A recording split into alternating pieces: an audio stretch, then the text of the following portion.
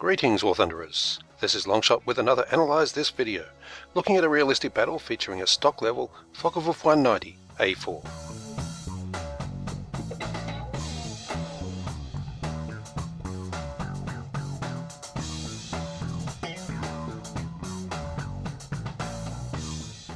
In these videos I analyse replays sent to me by viewers, with particular emphasis on events that are hard to understand or which go wrong despite the player's best efforts. I show how the situation developed, look at what the player did right and any mistakes they may have made, and point out alternative actions that may have resulted in a better outcome. This video will feature a particularly interesting battle, so sit back, get yourself comfortable and grab some popcorn.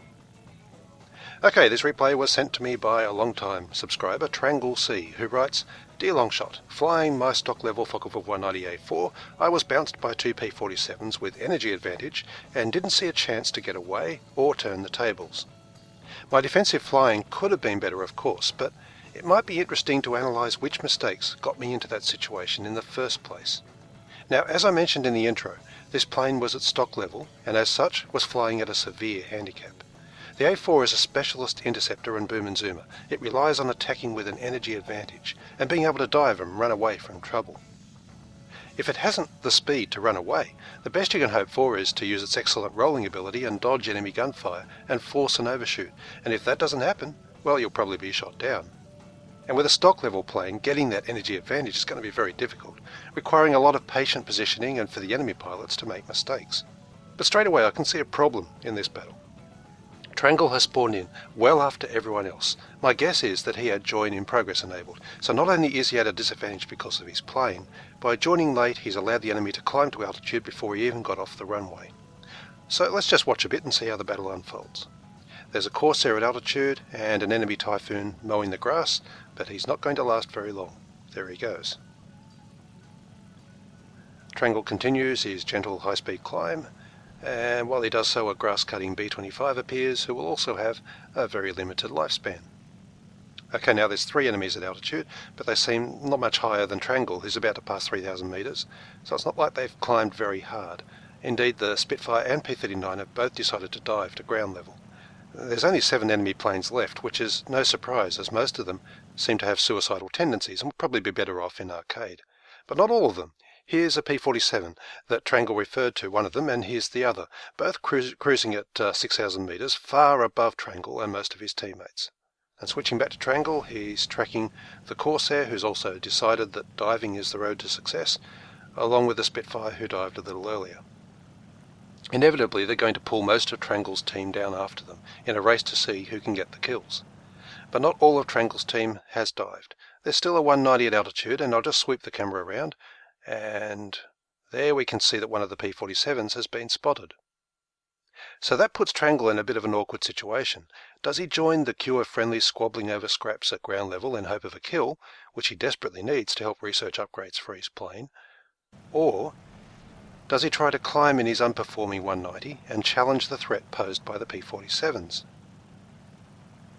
Personally, I'd choose the easy kill if one presented itself. And Trangle has the same idea, going into a split S to dive on the Spitfire, only to see it almost immediately shot down. Hate it when that happens. So for the moment that leaves the Aerocobra, 7 kilometres away, and Trangle heads off in pursuit. Along the way he flies directly underneath the P-47s, this is Trangle's camera work, and he keeps a close eye on them as he doesn't want to be surprised by a boom and zoom attack.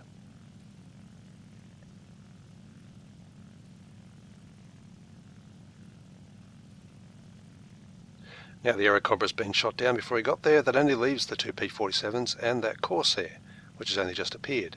And despite a slight altitude disadvantage, Trangle has no choice but to turn and engage the Corsair.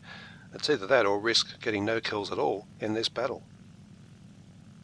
And yes, that means joining a kill train of 3, maybe 4 planes, all swarming toward this Corsair, like a pack of fleas chasing a mangy dog.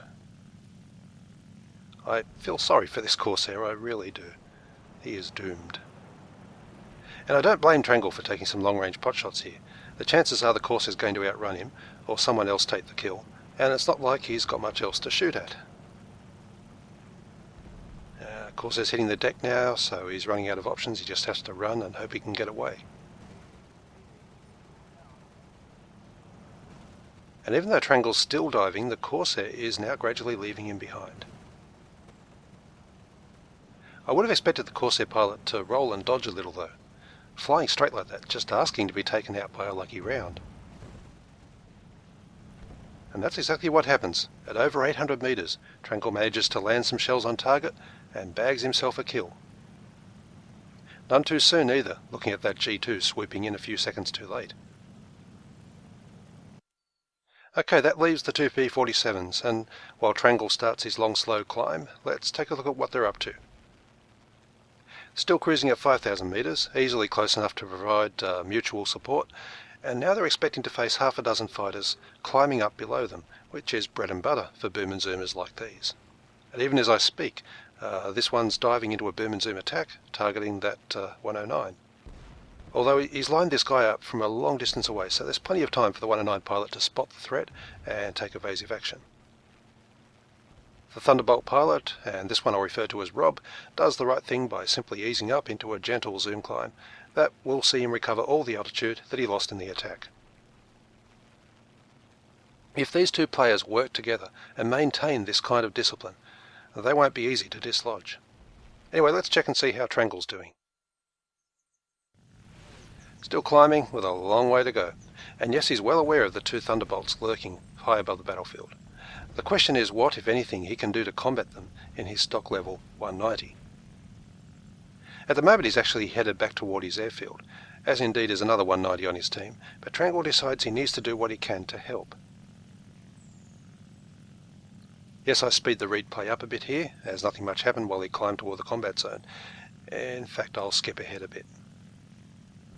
Okay, he's reached 2,000 metres, and as he climbs we can watch the P-47 pilots, Rob and Lennoncat, in full swing as they boom and zoom through the climbing Germans. In fact, Trangle told me that what he was thinking here was either acting as bait and hopefully helping to set up kills for his teammates, or maybe get lucky and catch one of the Thunderbolts at the low point of a diving attack. Unfortunately though, the German team of 7 is about to be reduced to 6, as Nyankat's 109 is isolated and set alight. He dives and tries to extinguish the blaze, but to no avail. And at this point things start to get interesting for Trangle as Lennoncat passes by at high speed, only 1 kilometre above him. Note too how one P-47's attacking while the other stays high. They're taking turns, they definitely appear to be working together as a team. And now as Lennoncat extends away, Rob dives at Chesterfield, but aborts the attack as Chesterfield dodges, and Ghostie's 190 appears from the left to try to intercept. So far Trangle hasn't had the chance to contribute. He's simply too low right now, hasn't nearly enough energy to engage unless one of the P-47s makes a mistake. And of course Trangle has to avoid making mistakes of his own, the most important being not to lose track of either of the enemy planes. Obviously there's Rob, but where is Lennoncat? He was last seen extending away in this direction, but that was a little while ago now. And it's also been a while since Trangle last looked around. And this could have cost him his plane right here. Look at that pink tracer, top right of screen. Those are 50 cals, so let's see what Lennoncat's up to. Here he is, in the middle of a diving attack. There's Chesterfield, who was his target, and right there, directly beneath Lennoncat's plane, is Trangle's Focke-Wulf 190. Trangle could so easily have been the target of this attack, and that could have ended his battle right there. I know I keep harping on about situational awareness in these videos, but it really is crucially important in RB just as much as it is in arcade.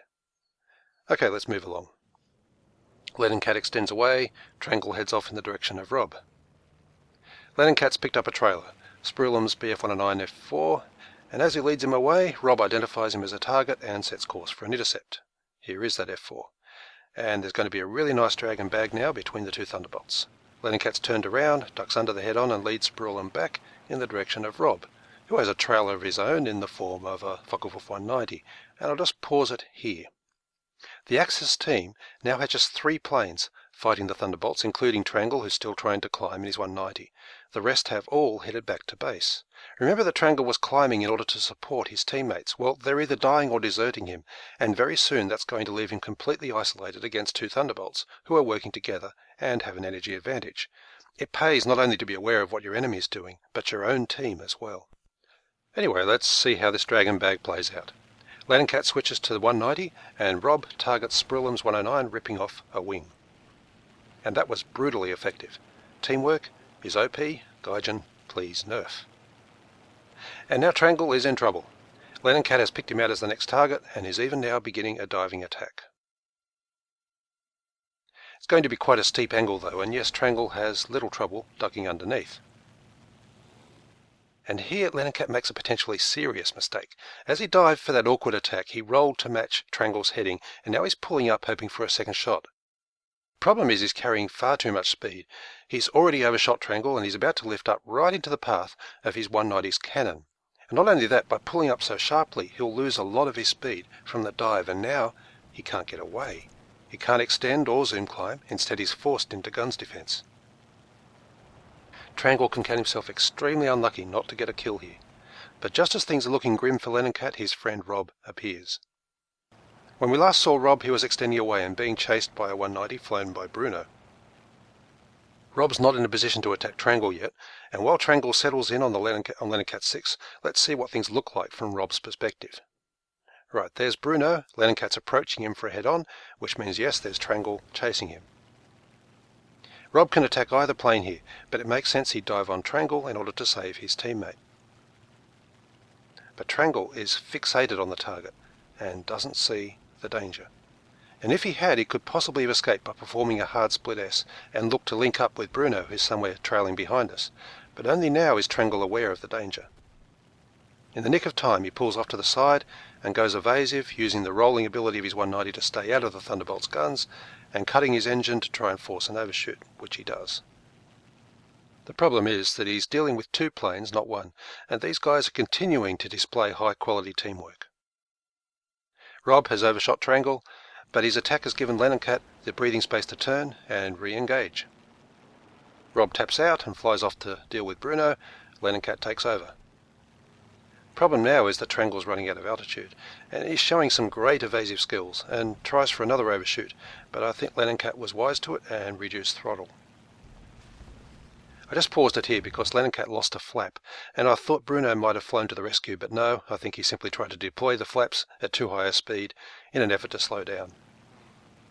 His energy state is now equal to Trangle's and his established position on his 6. And now Trangle is running out of options. He could outturn the Thunderbolt if his plane was spaded, but in stock condition that's out of the question. He rolls and cuts throttle again in a last-ditch attempt at forcing an overshoot, and it nearly works, except he has to throttle up in order to avoid hitting the ground. And he hasn't the energy or the engine power to follow Cat's high yo-yo, and now the end is inevitable. Meanwhile, Rob has the measure of Bruno's 190, so there'll be no help from that quarter. And I'm sorry, Trangle, I do have to follow it through to the bitter end. P-47 drops down, executes the coup de grace. Okay, so Trangle wanted me to analyse the mistakes that got him into the situation where two P-47s could bounce him with an energy advantage, giving him no chance to get away. Well, firstly, he joined the game late, probably via the join in progress option, which I would definitely switch off. However, while that was a mistake, it didn't contribute to his eventual demise, as he was forced later on to dive to the deck in pursuit of a kill, plus his stock level plane couldn't very well compete with P-47s for altitude supremacy anyway. Secondly, he decided to try and fly back and fight the P-47s, and he was doing what he could to try and help his team win.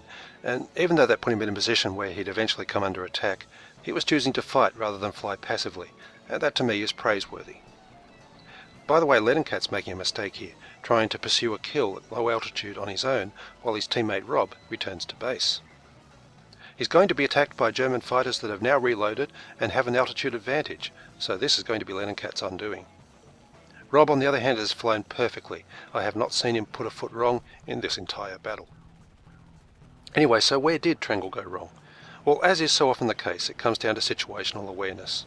He lost track of Cat at one point, and he was lucky not to be targeted. He didn't realise his team had mostly returned to base, which left him exposed. Number one thing you can't have happen in RB. He didn't see Rob swoop onto his tail while he pursued Cat, and he lost contact with Bruno at a time when the two of them needed to work together, and that isolated Trangle against the P-47 tag team. Trangle's evasive flying was, I thought, exceptional. He had no right to survive as long as he did, against two excellent pilots in superior planes. Anyway, I do hope you've enjoyed this battle. It was certainly a fascinating replay to work through, and thanks Trangle for sending it in. If you'd like to support my channel, you can do so through my Patreon page, links on the bottom right, and as always I look forward to reading your comments. What do you think of the flying in this battle? And do you see anything else that Trangle could have done better that might have changed the outcome? Anyway, we'll just watch Lenoncat pay for his error of judgment, and that's all I have for you in this video. Until my next one, fly smart, keep your head on a swivel, and I will see you in the skies.